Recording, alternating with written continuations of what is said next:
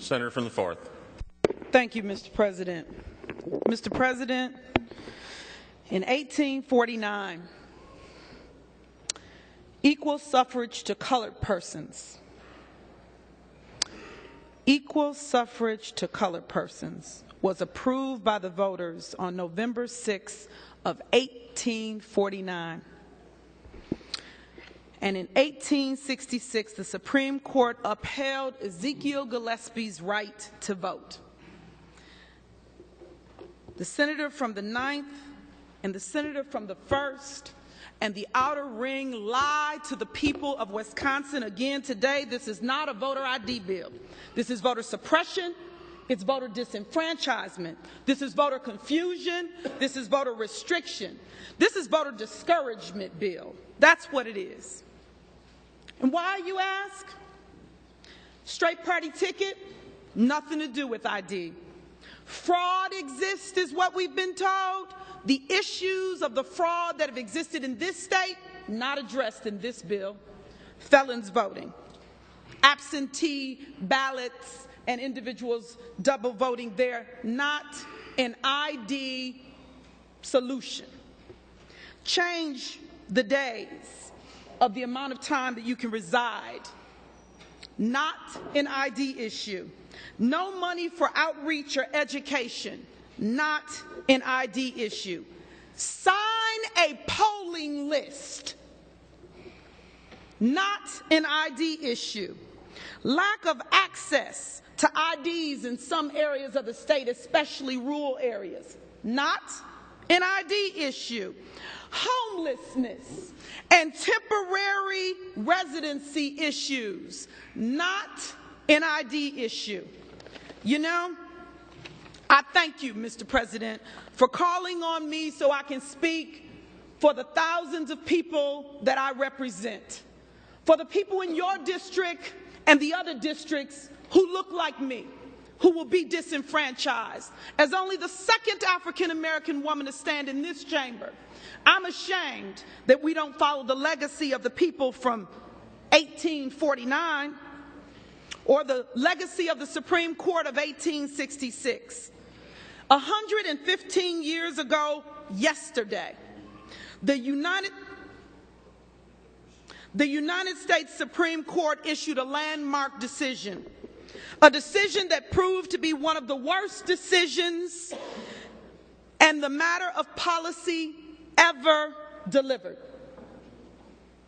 Plessy versus Ferguson plunged this country into the doctrine of separate but equal. It was 58 years later, almost to the day, that Brown versus Board of Education eradicated that separate but equal. Unfortunately, it seems that the GOP is willing to do whatever it can to get us back there, get us back divided. The rhetoric of the GOP is what we are doing today with this voter suppression bill. It goes too far. It's overreach. This is the trend that we've seen in this session. It goes 10 times further. It's one of the most restrictive bills to limit access to constitutional right, the right to vote. This is a bill the GOP drives us backwards, right back to what feels like Dred Scott. There is no reason to suppress the vote, to implement a poll tax, because if you can't afford the birth certificate, according to Missouri Supreme Court law, it is a poll tax. We don't pay for that. You didn't accept the amendment, outer ring.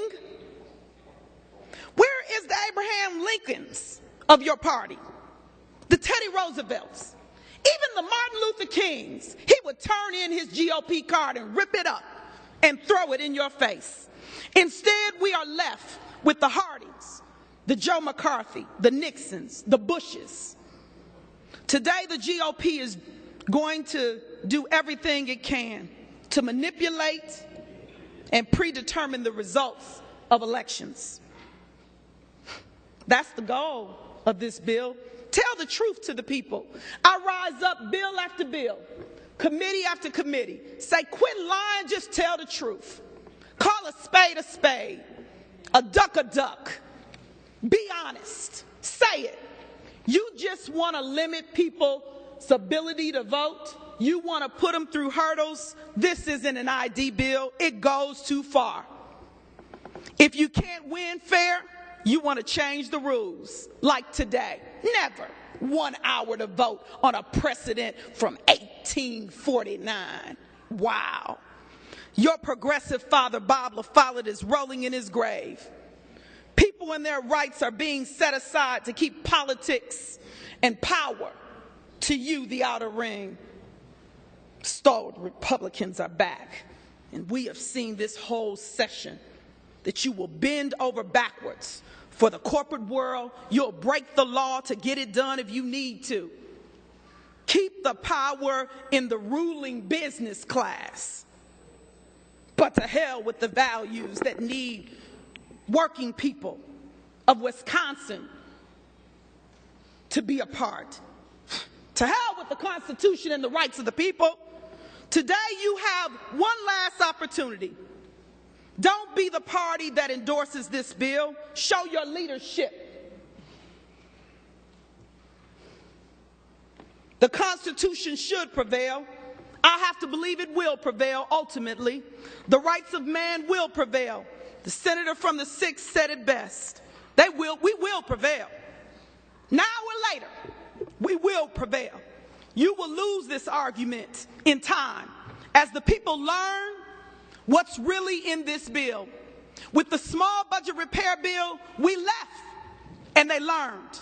With this bill, they'll learn when they go to the polls and you deny them their rights and you make it restrictive for them. What are you thinking, or are you not thinking at all? The vote is no for the people, for the Constitution of Wisconsin.